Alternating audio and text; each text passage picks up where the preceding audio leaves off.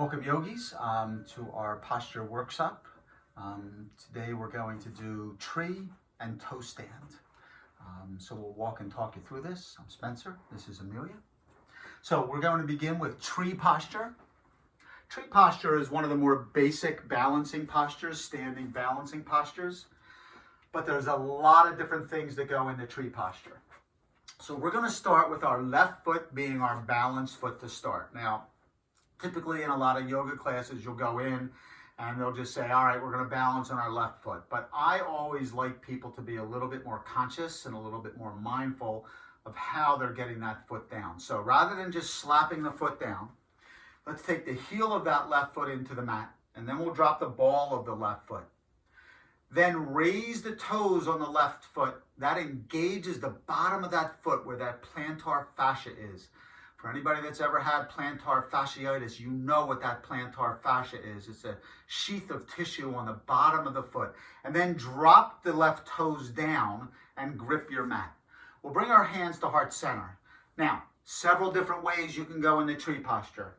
One way, using your left foot as your balance foot, you can take your right toes into the mat and your right heel right above your left ankle. That's called kickstand. Hands come to heart center. And that is tree posture with kickstand. If you're comfortable here, you can move the sole of the right foot to the inside of the left calf. Knee is out, thinking about bringing that knee behind you. Now, critical here is that both hips are facing forward. So as you roll that right knee back to open the hip, try not to let that right hip go back. If you're comfortable here, you can bring that foot to the inside of the right thigh. And again, rolling that knee back. Hands can come to heart center to start. Another layer is to go into half lotus, grabbing the bottom of the top of that right foot, bringing the heel towards the crease of the hip, and the sole of the right foot goes towards the ceiling. And then the knee comes down. One day the two knees are in line with one another in half lotus. Hand can come to heart center, or both hands can come to heart center. Go back to the thigh. Now, if you would like, you can play with your balance a little bit more by extending your arms up tall, exalting your tree, playing with your balance. Critical thing, find your focus point. Your focus point is your drishti point. That's the Sanskrit word. Your focus point should be 4 or 5 feet in front of you. Should be something that's not moving. Focus and breath. That's all you need to do here. You have 26 bones in your foot and ankle. You're going to feel them consistently re-articulating and readjusting. The longer you do this, the stronger your foot and ankle will become. Left leg is solid and strong. Maybe play with your balance by rocking side to side or back and forth, just to play with that balance again. Going to the edge, but not jumping over the cliff. Hands come to heart center. And release. We'll move to the other side. So now we'll take that right foot, we'll take the heel of the right foot into the mat, then the ball of the foot, lift the right toes, and then grasp the mat with your right toes, engaging the bottom of that foot. Hands come to heart center. Again, kickstand, shin, inner thigh, half lotus. All of these are your tree pose. Hands can come to heart center.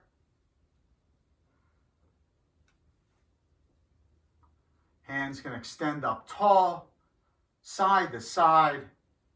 Right leg is solid and strong. Find your drishti point. Find that focus point. Left knee rolls back. Both hips, you notice, are facing forward here. Left hip rolls back. Nice open hip joint. Bones in the foot again and the ankle re-articulating, readjusting constantly. And release. Left foot comes down. So that's tree pose. Now, if you're comfortable there and you want to play with the toe stand, we'll have Amelia move in the toe stand. So in toe stand, we'll use our left foot as our balance foot to start. So again, engage that foot just as we talked about. Heel, ball, toes lift, toes drop. Then she's going to bring that foot into the thigh. Bring her hands to heart center. Now, she's going to begin to slowly bend that left knee. Hands come to the floor. And then make her way in the toe stand. Keep your hands on the floor to start. So if you notice, her shin is parallel to the ground. Okay, a lot of times you'll see it up in the air. We want to get it down one day. That has to do with hip opening. Her toes are rolled under, so we do a lot of postures here with our toes rolled under. I always recommend that people sit on their toes. Now, next step. If you'd like to bring one hand to heart center, left hand comes up first. I cannot get both hands to heart center. Amelia typically I can on the other side. sometimes can or not. I can on the other side. Not on this side. And then to come out of this, you come out the same way you came in. So the arms come back down. Begin to straighten that leg. And then the right leg comes down. Stand up tall. Foot comes down. Hands to heart center. Toe stand. We'll go to the other side. Again, finding her balance in her foot. Right foot solid and strong. Heel, ball, toes. We'll bend the knee. Bring the foot to the middle of the thigh here. Hands come to heart center. Now, take your gaze to the floor.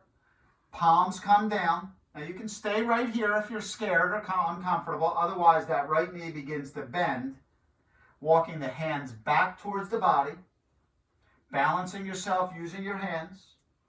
Back now straightens. Left knee comes down. Find your balance. Find your drishti. Then left hand comes to heart center. Right hand comes to heart center. Beautiful toe stand for 3. Whew. For 2. For 1. We'll begin to make our way out the same way we came in. Palms come down, straighten the leg. Stand up tall, left foot down. Namaste.